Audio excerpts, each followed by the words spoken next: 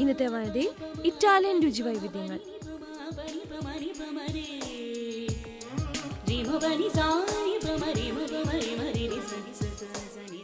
വ്യത്യസ്തമായ രുചികൾ, രുചിയിലെ പുതുമകൾ നമുക്ക് എല്ലാവർക്കും ഇഷ്ടമുള്ള കാര്യം. പ്രത്യേകിച്ച് ഐസ്ക്രീംസിൻ്റെ കാര്യത്തിലായാലോ. പക്ഷെ കാലം ഏറെ ചെല്ലും തോറും നമ്മുടെ ഡയറ്റിൽ നിന്ന് നമ്മൾ ആദ്യം മാറ്റം എന്തിനായിരിക്കും? ഐസ്ക്രീംസിനെ ആയിരിക്കും. എന്തായാലും ജെലറ്റേറിയ എന്നൊരു കൺസെപ്റ്റിനെ കുറിച്ച് കേട്ടിട്ടുണ്ടോ? ഇനി ഐസ്ക്രീം കഴിക്കാനൊന്നും നമ്മൾ അത്ര ടെൻഷൻ അടിക്കേണ്ട കാര്യമില്ല. എന്തായാലും ഈ കൺസെപ്റ്റിനെ കുറിച്ച് നമ്മളോട് വളരെ വിശദമായി സംസാരിക്കുന്നു twin job.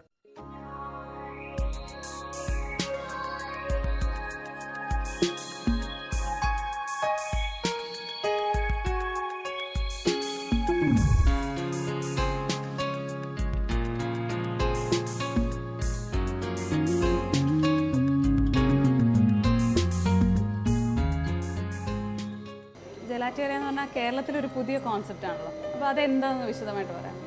First of all, ജെലാറ്റേറിയ എന്ന് പറയുന്നതിനേക്കാളും മുമ്പ് you should be very familiar with the term gelato. Gelato, in simple terms, it's just Italian ice cream. But there are lots of basic difference between gelato and an ordinary ice cream. The place where we sell gelato is called a gelateria. So you should have a proper ambience where everything, what we don't associate with the normal ice cream, that we associate with gelateria. നമുക്ക് gelato എന്താണെന്നുള്ളത് അറിയണമെന്നുണ്ടെങ്കിൽ gelato രുചിക്കാതെ അറിയാൻ പറ്റില്ല. It's all boils down to taste. So the presentation is one part. അത് നമ്മൾ ഒത്തിരി അത് ഇമ്പോർട്ടൻ്റ് ആണ്. എന്നിരുന്നാലും അതിൻ്റെ ആ ഫീൽ, അതിൻ്റെ ആ ടെക്സ്ചർ, ഇതെല്ലാം നമുക്ക് ഫീൽ ചെയ്യണമെങ്കിൽ അത് ടേസ്റ്റ് ചെയ്യാൻ അറിയാൻ പറ്റത്തുള്ളൂ.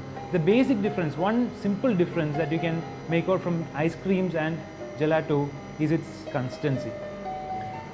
ഒന്ന്, ഐസ്ക്രീം നമ്മൾ സാധാരണ സ്പൂണാണെങ്കിൽ, ഏത് സ്പൂണാണെന്നുണ്ടെങ്കിലും ഐസ്ക്രീം കുത്തിയെടുക്കേണ്ടി വരുന്നുണ്ട് പലപ്പോഴും. ഇതിൻ്റെ കേസിലാണെന്നുണ്ടെങ്കിൽ you can just scrape it off. This is so smooth. This is one difference. ഇതെന്തുകൊണ്ടാണ് ഈ ഒരു ഡിഫറൻസ് എന്ന് ചോദിച്ചാൽ, ദിസ് ഈസ് ഫ്രഷ്ലി മെയ്ഡ്. ഇതിൻ്റെ അകത്ത് ഐസ് ക്രിസ്റ്റൽ ഫോർമേഷൻ ഉണ്ടാവുന്നില്ല. അപ്പോൾ ആ ഒരു ഇത് കാരണമാണ് ഇത്ര സ്മൂത്തായിട്ട് വരുന്നത്. Second thing, if you have one spoon, then I can explain you further.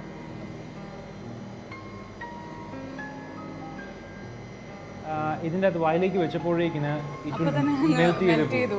It won't have much of your പല്ലിനുള്ളൊരു തണുപ്പ്, തൊണ്ടയ്ക്കുള്ളൊരു തണുപ്പ്, ഈ വലിയ വലിയ കാര്യങ്ങളൊന്നും നമുക്ക് ഫീൽ ചെയ്യുന്നില്ല. ഇതപ്പോൾ ഈ ഒരു ഇറ്റാലിയൻ ഐസ്ക്രീം കേരളത്തിൽ ട്രൈ ചെയ്ത് നോക്കാം അങ്ങനെ തോന്നിയത് എങ്ങനെയാണ്? അങ്ങനെ ഒരു കോൺസെപ്റ്റ് തോന്നിയത്? In the heart of my mind I needed something different. എനിക്ക് എൻ്റേതായിട്ടുള്ള ഒരു പ്രോഡക്റ്റ് ഉണ്ടെന്നുണ്ടെങ്കിൽ I can shock it to the people. അതെൻ്റെ മനസ്സിലുണ്ടായിരുന്നു എപ്പോഴും. എന്തോ ഒരു ആക്സിഡൻ്റലായിട്ട് ദൈവത്തിൻ്റെ അനുഗ്രഹം കൊണ്ട് ഞാൻ ഇങ്ങനെ നെറ്റിൽ കൂടെ സർഫ് ചെയ്തപ്പോഴേക്കും ഇങ്ങനെ ഒരു കൺസെപ്റ്റ് കണ്ടു. പിന്നെ കൊടൈക്കനാലിൽ പോയപ്പോഴേക്കും ഒരു ഐസ്ക്രീം കഴിക്കാനുള്ള ഇടയുണ്ടായി. നാച്ചുറൽ ഐസ്ക്രീം ആയിരുന്നു. പുള്ളിക്കാരൻ്റെ പേര് പ്രസന്ന എന്നാണ്.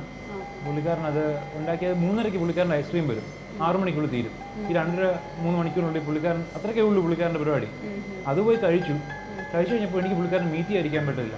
പോയി കണ്ടു കഴിഞ്ഞപ്പോഴേക്കിന് പുള്ളിക്കാരൻ എനിക്ക് ആ മെഷീൻ കാണിച്ചു തന്നു. പുള്ളിക്കാരൻ ചെയ്യുന്ന രീതി അതെല്ലാം കാണിച്ചു തന്നു. അത് ഞാൻ നെറ്റിൽ കയറി ഒന്നുകൂടെ ഒന്ന് സ്റ്റഡി ചെയ്ത് നോക്കി. ഇൻട്രസ്റ്റഡ് ആണ്. ഞാൻ മെയിൻലി കേക്ക് സെക്ഷനിൽ, സെമി പ്രൊഡോയുടെ സെക്ഷനിലാണ് നോക്കുന്നത് അല്ലേ? അപ്പോൾ ലോകത്തെ ഏറ്റവും തന്നെ പോപ്പുലർ ആയിട്ടുള്ള ഒരു ഡെസേർട്ട് ടിറാമിസു നമ്മൾ ഉണ്ടാക്കി നോക്കുന്നുണ്ട്. അപ്പോൾ അതിനെക്കുറിച്ച് ഒന്ന് പറയാം. ബേസിക്കലി അതിൻ്റെ അകത്തെന്ന് പറഞ്ഞാൽ യൂഷ്വൽ സെൻസിൽ നമ്മൾ ഇറ്റലിയിൽ എങ്ങനെ ചെയ്യുന്നത് വെച്ചാൽ, they make it with finger biscuit dipped in espresso coffee.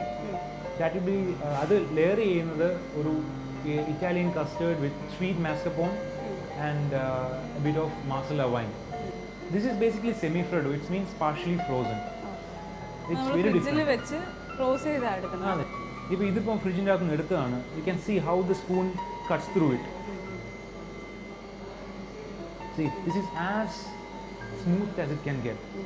അപ്പോൾ ഇതിൽ ലോ ഫാറ്റ്, ലോ കൊളസ്ട്രോൾ അങ്ങനെയാണ് ഞാൻ അതിൻ്റെ കണ്ടത്. അപ്പോൾ അതെങ്ങനെയാണ് അത് മെയിൻറ്റെയിൻ ചെയ്യുന്നത്?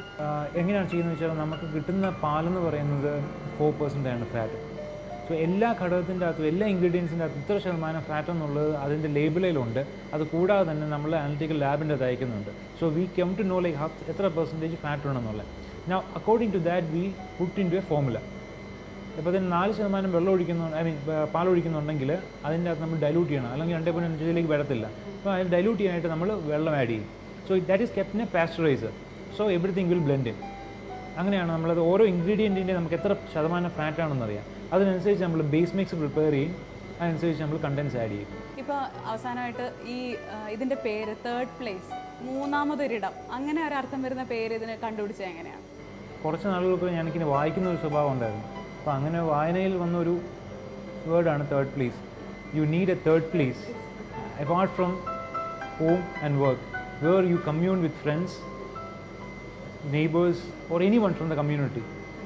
ആ ഒരു ഇത് കാരണം എനിക്ക് ഫ്രണ്ട്സ് വളരെ കുറവാണ്. അപ്പോൾ ഞാൻ എപ്പോഴും വീട്ടിൽ പോവും, കടയിൽ വരും, വീട്ടിൽ പോവും, കടയിൽ വരും. അപ്പോൾ എനിക്കൊരു മൂന്നാമത് സ്ഥലം എവിടെയായിട്ട് എനിക്ക് തോന്നിയിട്ടില്ല.